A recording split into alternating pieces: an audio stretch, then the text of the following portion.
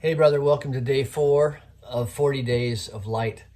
We are seeking to respond to our political environment with light and not just marinate in the heat that politics generates in our lives. Here's what Jesus said in John chapter 12, verse 35. Whoever walks in the dark does not know where they are going. Believe in the light while you have the light so that you may become children of light.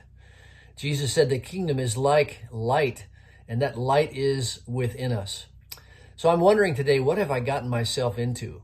What have I gotten you into?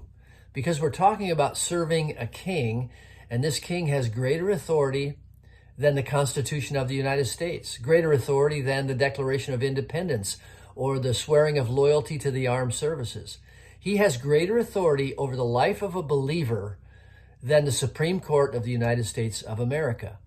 So where does this lead us? Well, it doesn't lead us into anarchy, but it does say that everything political is in some way secondary to our loyalty to the King of Kings and Lord of Lords. This is the reason why totalitarian governments have always crushed the church, because they recognize that the living church serves a king that supersedes all of their power and their authority. What does Jesus want of us? How should we live? Well, it means a retraining of my muscle memory and my responses to my world.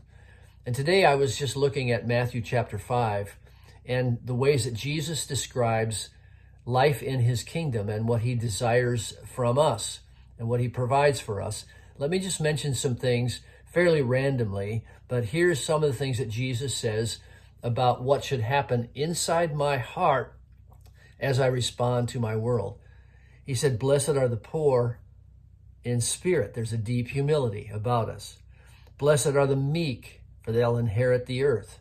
Blessed are those who hunger and thirst after righteousness. Blessed are the pure in heart. Blessed are the merciful. You're blessed when you are persecuted for his name's sake, when people say all kinds of evil things against you. He said, we are the salt of the earth. We are the light of the world. We shouldn't let our light be hidden. That's why we're seeking this light. Then he goes on to say, we shouldn't be angry with our brother because that's subject to judgment. We should not insult those who oppose us. We shouldn't come against them. We should be reconciled, if possible, with those with whom we disagree. He said lust should not be a part of our life, that deep desire in our hearts. He says that we shouldn't take oaths falsely. We shouldn't say yes to one and no to the other. Our yes should be yes and our no should be no. We aren't to retaliate. If someone slaps you on the cheek, you're to turn the other cheek. If he forces you to go a mile, you should go the extra mile. How strange is that to my natural cowboy response to being forced to do things? And then he says, you've heard that it was said, you shall love your neighbor and hate your enemy.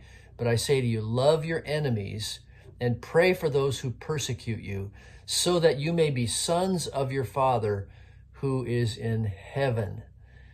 This is what walking in the light looks like. What a radical change that is making in my heart to help me be a son of the light. So today I challenge you to read Matthew chapter 5, meditate on it. Just look at one application of how differently the King of Kings and Lord of Lords is asking you to think and act and feel as you feel the pressures of our society coming upon you.